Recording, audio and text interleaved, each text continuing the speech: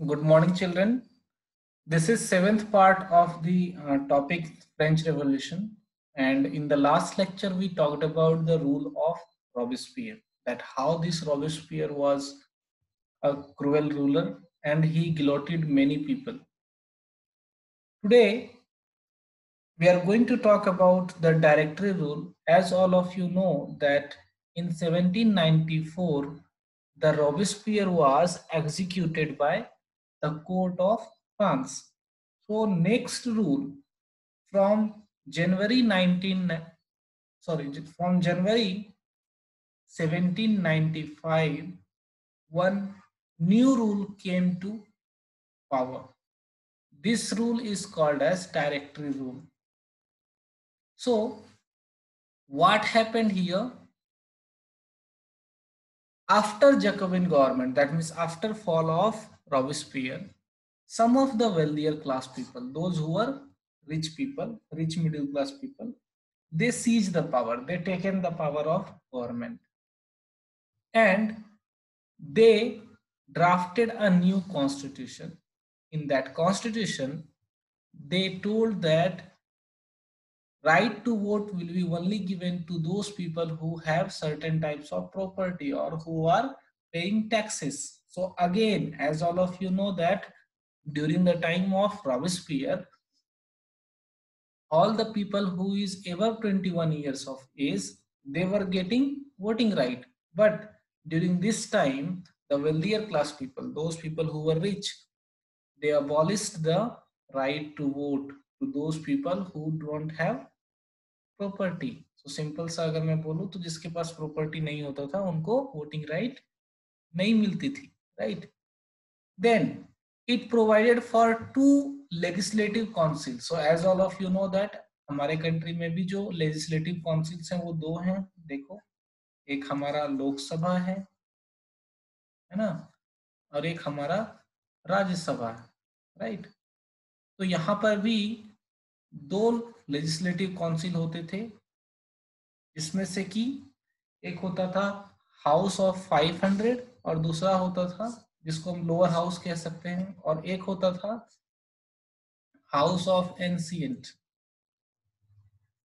ठीक है, तो ये आपको याद रखने की जरूरत नहीं है, मैं सिर्फ ऐसे ही बता रहा हूं आपको. जिस तरह से हमारे कंट्री में लोकसभा और राज्यसभा होता है, वहां पर दो हाउस होते थे, एक house of 500 and house of ancient. इन दोनों लेजिस्लेटिव असेंबली ने मिलके एक डायरेक्टरी को चुना. इस डायरेक्टरी में 5 मेंबर्स होते थे, ठीक है, 5 मेंबर्स. ठीक है, ये डायरेक्टरी कहां पर था? अच्छा, मैं आपको दिखाता हूँ ऊपर. सो अगर मैं आपको 1791 के कॉन्स्टिट्यूशन को दिखाऊं तो उसी में जस्ट मैं एक okay, so look at here, this is the constitution of 1791. सो यहाँ पर देखो सब कुछ है. नेशनल असेंबली के यहाँ पर दो पार्ट हो गए. अभी मैं क्या बात कर रहा हूँ कि डायरेक्टरी रूल में कैसा हो गया. नेशनल असेंबली के दो पार्ट हो गए. पहला पार्ट हो गया हाउस ऑफ 500 और दूसरा पार्ट क्या हो गया, हाउस ऑफ एंशिएंट. ओके, और ये नेशनल असेंबली, ये दोनों हाउस मिलके क्या करते थे, जहां पर किंग होता था, जो एग्जीक्यूटिव थे, इसको तो ये तो हट गया, इसकी जगह पर किसको चुना गया, डायरेक्टरी को. सो डायरेक्टरी में कितने मेंबर्स होते थे, 5 मेंबर्स. सो ये जो 5 मेंबर्स डायरेक्टरी के होते थे, ये किंग के जगह पर होते थे, and they implementing the decisions. जो भी ये लॉ बनाते थे उनको इम्प्लीमेंट कौन करता था, ये डायरेक्टरी पीपल करते थे, जिसमें कितने मेंबर होते थे, 5 मेंबर्स होते थे. ओके, सो आई होप कि आप समझ गए होंगे. यहाँ पर देखो, वोटिंग राइट भी अगेन क्या कर लिया गया था, उन्हीं लोगों को दिया गया था जिनके पास प्रॉपर्टी होता था. जिनके पास प्रॉपर्टी नहीं होता था उनको वोटिंग राइट नहीं मिला. Again okay, come to the next part. So ये जो डायरेक्टर्स थे, जो 5 मेंबर्स थे, वो हमेशा आपस में लड़ते रहते थे, ठीक है, आपस में भी लड़ते थे और साथ साथ में they clashed with legislative councils also, right. Legislative councils मतलब जो वहाँ की पार्लियामेंट थी, जो हाउस ऑफ 500 मेंबर्स थे या फिर हाउस ऑफ एंशिएंट्स थे, उनके साथ काफी ज्यादा क्लैश होता रहता था इनका। तो इसकी वजह से नेशनल असेंबली जो थी वो हमेशा इसको डिसमिस करती रहती थी, जो लेजिस्लेटिव काउंसिल थी वो हमेशा क्या करती रहती थी, डिसमिस करती रहती थी। मतलब कोई आज 5 मेंबर है, उसको हटा दिया, दूसरे को ला दिया, फिर उसको हटा दिया, फिर दूसरे को ला दिया, ऐसा करती थी, राइट। तो इसकी वजह से क्या हो गया, फ्रांस में पॉलिटिकल इंस्टेबिलिटी आ गई। दैट मीन्स कुछ ही दिन के लिए डायरेक्टर्स कुछ ही दिन के लिए होते थे, 2 महीने 3 महीने के लिए होते थे, वापस से दूसरा बदल जाता था। तो ये जो डायरेक्टर रूल था ये कब से कब तक चला, 1795 टू 1799, ठीक है, ये 4 साल यहाँ पर डायरेक्टरी चला। एंड लास्टली नेपोलियन बोनापार्ट ने क्या किया, 1799 में इन डायरेक्टर्स को हटा के सारा कंट्रोल अपने हाथ में ले लिया। ये नेपोलियन बोनापार्ट कौन था, हम इसके बारे में देखेंगे, ठीक है। He was a very, you can say, brave military officer of France. और इन्होंने क्या किया, सारे डायरेक्टर्स को हटा के फ्रांस का कंट्रोल अपने हाथ में ले लिया 1799 में, ठीक है। Okay, so this was the rule of directory. अब हम नेक्स्ट मूव करेंगे, we will talk about the condition of women, right. Women के बारे में हम बात करेंगे कि वुमेन का क्या कंडीशन था, वुमेन का क्या रोल था फ्रेंच रेवोल्यूशन में, देखते हैं। So most of the women, right, सबसे पहले हम देख रहे हैं condition of women, right, France में कि वुमेन का कंडीशन कैसा था। सो ज्यादातर जो वुमेन थी जो थर्ड स्टेट से बिलोंग करती थी, जो थर्ड स्टेट से बिलोंग करती थी, उनको काम करना पड़ता था, ठीक है। वो काम क्या काम करती थी, दे वर वर्किंग एज अ लॉन्ड्रेस, फूल बेचती थी, फ्रूट्स एंड वेजिटेबल को मार्केट में सेल करती थी, right. And they were also employed in some domestic servant, as a domestic servant, right. जो अमीर घर में होते थे, अमीर घर के लोगों के, अमीरों के घरों में ये लोग सर्वेंट की भी काम करते थे, मेड के काम करते थे, right. They did not have access to education, उनको एजुकेशन नहीं मिलता था ठीक से, ना ही उसको जॉब ट्रेनिंग मिलती थी, राइट। जो डॉटर्स होती थी, जो वेल्दियर क्लास की डॉटर्स होती थी, दैट मीन्स जो अमीर लोग होते थे, उनकी बेटी ही सिर्फ पढ़ाई करने के लिए जाती थी, कहाँ पर, कॉन्वेंट में, राइट। जो नोबल की बेटी होती थी या फिर जो थर्ड स्टेट में जो रिच क्लास हैं, उनकी बेटी के को ही पढ़ाई के लिए स्कूल जाने को मिलता था, राइट। और उसकी फैमिली मेंबर्स ही उसका मैरिज को अरेंज करते थे, दैट मीन्स फैमिली ही उसको अरेंज मैरिज कराते थे, right. Apart from this, working women had also take care of their families, ठीक है। फैमिली में क्या टेक केयर करना पड़ता था, घर में खाना बनाना है, पानी लाना है, ठीक है। मतलब कई सारी वर्किंग वुमेन ऐसी थी जो बाहर भी काम करती थी और घर पे भी काम करती थी, बच्चे को देखभाल करती थी, ठीक है। लाइन में खड़े होकर ब्रेड लेती थी, खाना बनाती थी, पानी लेके आती थी। तो जो वुमेन का वेज भी जो होता था वो काफी ज्यादा कम होता था, right, compare to men, right. Okay, so this was the condition of women in France. Coming to the role of women in French Revolution. So women uh, actively participated in the French Revolution, right? They always pressurized the government to introduce certain measures to improve their life. उन्होंने कई बार demand किया कि ये सारी चीजें होनी चाहिए for the women, right. So to pressurize the government, women started forming their own political clubs. They started writing the journals in the newspaper. कई बार वो न्यूज़पेपर में कई सारे आर्टिकल्स लिखा करती थी। उन सभी पॉलिटिकल क्लब्स में जो वुमेन ने फॉर्म किया था, एक काफी ज्यादा पॉपुलर पॉलिटिकल क्लब था जिसका नाम था the society of revolutionary and republican, you can see here. Then जो वुमेन्स थे उनका मेन डिमांड क्या था? सभी मेन डिमांड्स में से एक डिमांड जो था सबसे ज्यादा इंपॉर्टेंट था, उनका मानना था कि जो पॉलिटिकल राइट्स हैं जिस तरह मेन को मिलते हैं वैसे ही वुमेन को मिलना चाहिए। That means right to vote, है ना? They wanted right to vote. Apart from this right to vote, उनका ये मानना था कि वुमेन को भी पॉलिटिकल ऑफिस देना चाहिए। राइट, वुमेन को भी जो भी है, फॉर एग्जांपल कि मिनिस्टर्स बनने के लिए वुमेन को भी देना चाहिए, राइट ना?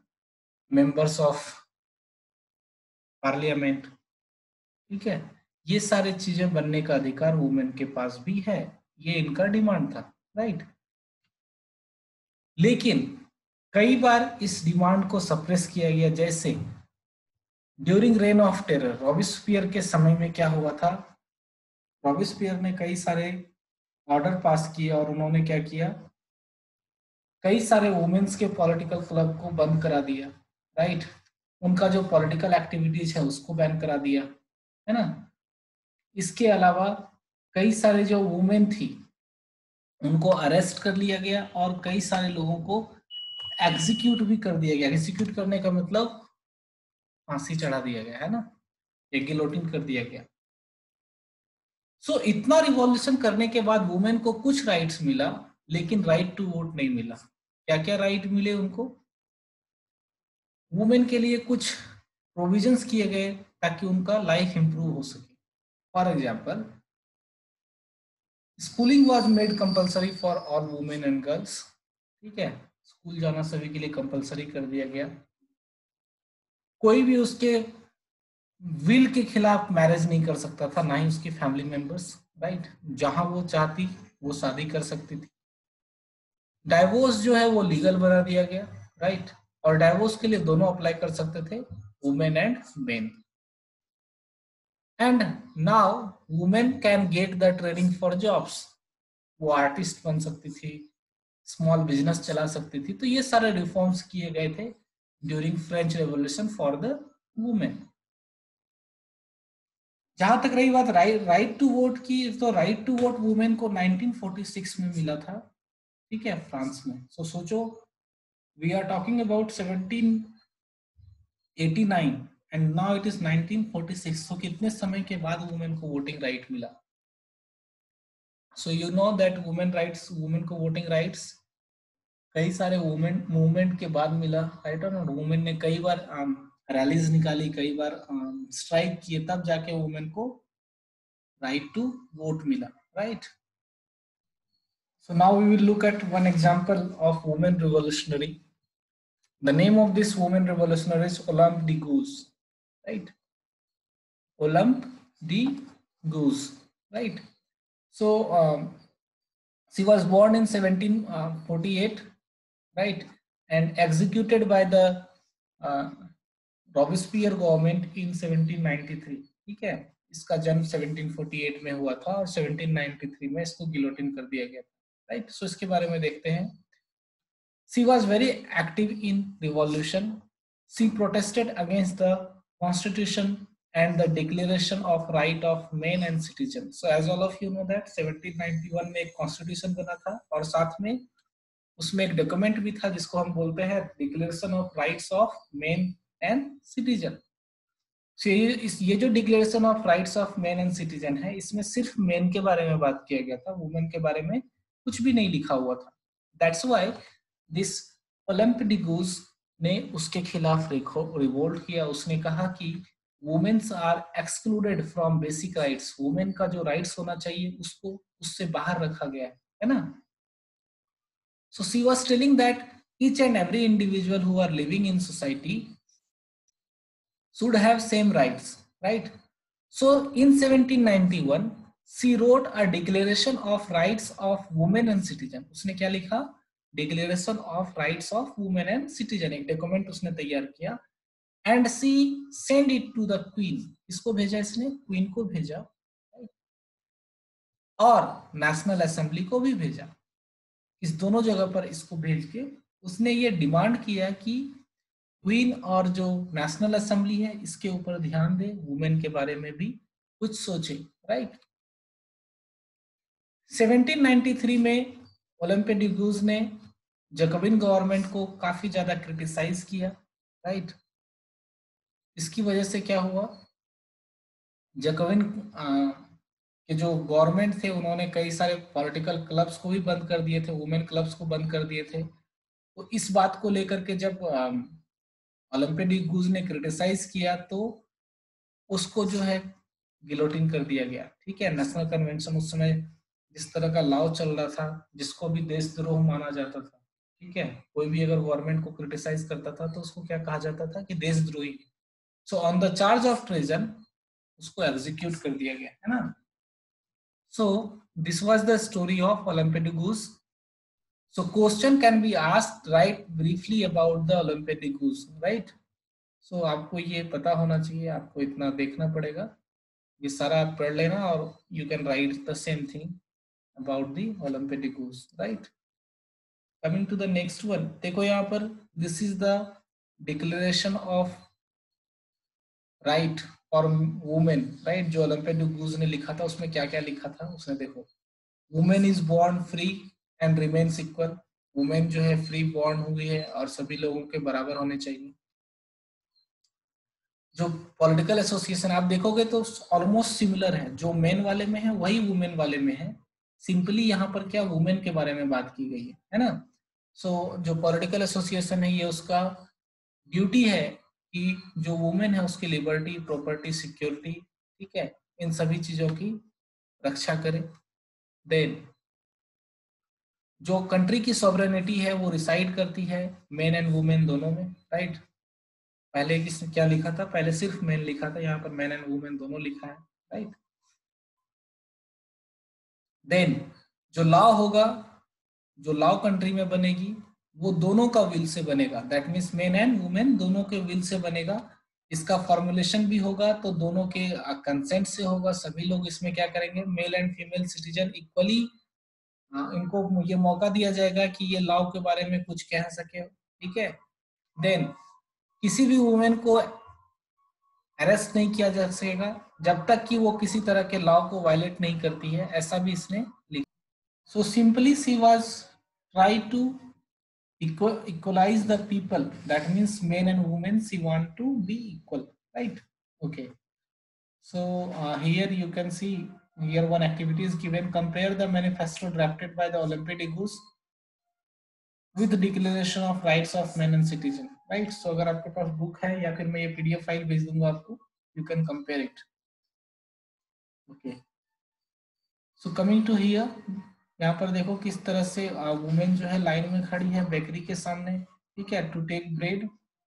वुमेन को ही ब्रेड खरीदने के लिए जाना पड़ता था, राइट। अब देखो यहाँ पर एक during the time of Jacobian, right, जिस समय रोबेस्पियर का रूल था उस समय चौमेट नाम का एक पॉलिटिशियन था। उसने क्या बोला था वुमेन के बारे में और मेन के बारे में, हम ये देखेंगे। ये चौमेट जो था ये कह रहा था कि वुमेन का जो पॉलिटिकल क्लब है बंद किया गया है, इट इज राइट, ये क्या है, करेक्ट है। वुमेन का पॉलिटिकल क्लब को बंद किया जाना चाहिए। क्यों बंद किया जाना चाहिए, इसका उसने उदाहरण दिया, इसका उसने एक्सप्लेनेशन दिया कि क्यों बंद किया जाना चाहिए। उसने कहा, has nature entrusted domestic duties to man, क्या नेचर ने जो डोमेस्टिक ड्यूटीज है क्या वो मेन को दिया है, डोमेस्टिक घर का काम, घरेलू काम करने के लिए घरेलू काम जो है वो क्या उसने मेन को दिया है, नहीं, ठीक है। Has she given, that means nature, has the nature given breast to nurture babies, ठीक है। सो जो मदर जो है बेबीज को फीड करती है, ठीक है, दूध जो पिलाती है, क्या वो मेन कर सकता है, क्या कोई एक मेल मेंबर कर सकता है, नहीं।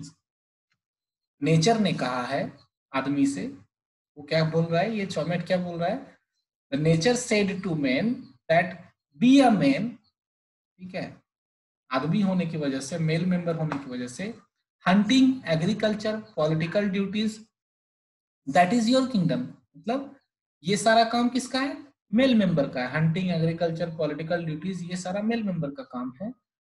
और नेचर ने ही वुमेन से कहा कि वुमेन होने के नाते जो घरेलू काम है, ठीक है, जो मदरहुड का स्वीट ड्यूटीज है, राइट? एक बहुत प्यारा काम मदरहुड का जो है, ठीक है, दैट इज योर टास्क। इसका टास्क है, वुमेन का task. Seamless are those women who wish to become men, ठीक है, वो इसी जो है, कई सारे वुमेन जो है वो सेमलेस है, वो चाहती है कि वो मेन बन जाए, राइट, मेल बन जाए। Have not duties has been fairly distributed, क्या जो ड्यूटी है मेन एंड वुमेन का, क्या वो फेयरली डिस्ट्रीब्यूट नहीं किया गया है मेन और वुमेन के बीच? So this was the thinking of Chaumette. So consider, क्या वो सही बोल रहा था या नहीं बोल रहा था, आप इसके ऊपर थोड़ा सा सोचना, राइट? ठीक है। And for today I think हम इतना ही डिस्कस करेंगे। Next day we will talk about the slave trade. Thank you for today and have a nice day.